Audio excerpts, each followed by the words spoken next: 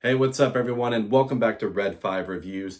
With Obi-Wan Kenobi premiering this week on Disney Plus, today I'll be reviewing the story of Obi-Wan Kenobi's time on Tatooine set within the expanded universe or Legends timeline. And that is, of course, the book Kenobi, written by New York Times best-selling author John Jackson Miller. Now, Kenobi was originally published in 2013 by Del Rey and recently got a reprint with an all-new updated cover as part of the Essential Legends collection. Now, as far as spoilers go, they're going to be pretty mild in this review. I'm not going to mention anything too extreme, but I will be mentioning things that did happen in the book. But with that said, let's review. The story takes place very soon after the events of Episode 3, Revenge of the Sith. Obi-Wan Kenobi, now going by the name Ben, has delivered the infant Luke Skywalker to his aunt and uncle, Owen and Beru Lars, on Tatooine. As Ben Kenobi attempts to get settled and prepare for his mission to protect Luke, he finds himself caught in between a series of violent confrontations between the Tatooine locals and the Tusken Raiders under the leadership of a Yark. And now for my thoughts. I did enjoy this book, but must confess I enjoyed it much more during my second read-through than the first time I read it. I'm going to try something different and start with what I wasn't a fan of in this novel first. When I first read it, I was hoping for more of a Kenobi-focused story as he spends a certain amount of time watching and protecting Luke and the Lars family, and maybe with a confrontation between Ben and Uncle Owen. Well, not to spoil much, but that wasn't the focus of this story.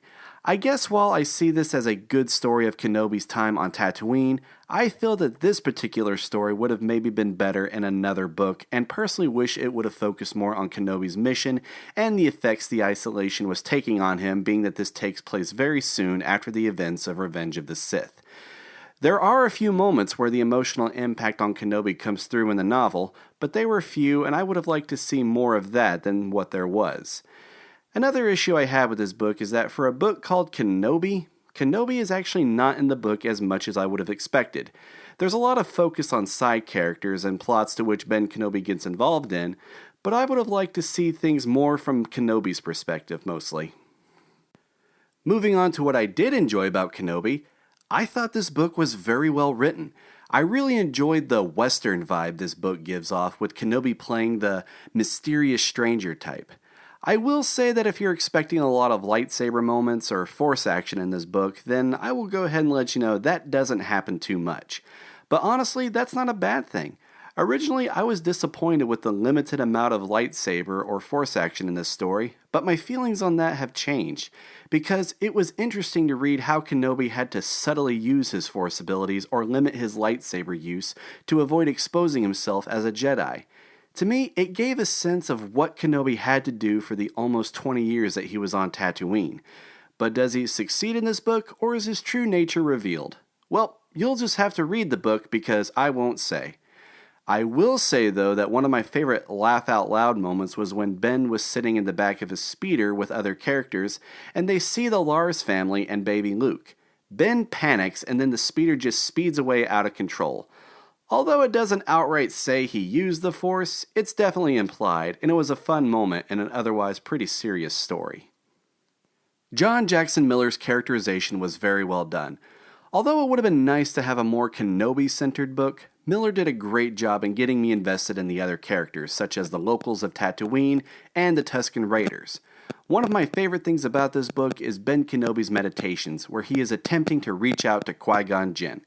I won't reveal whether Qui-Gon replies or not, but will say that with each meditation I had more sympathy for Kenobi, as those are some of his only moments where he stops to reflect on his former life, which, while brief, were emotional.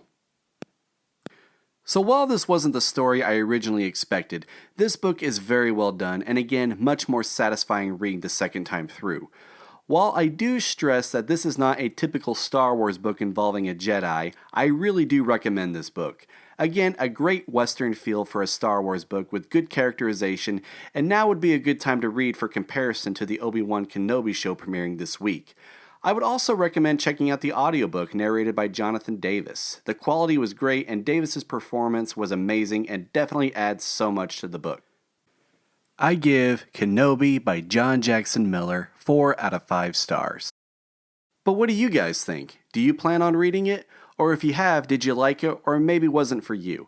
Either way, post your thoughts in the comments down below. Thanks so much, everyone. Be sure to hit that like button if you enjoyed this review, and consider hitting that subscribe button if you're new to my channel and would like to stay updated for more of my Star Wars content. May the Force be with you, and until next time, this is Red 5, standing by.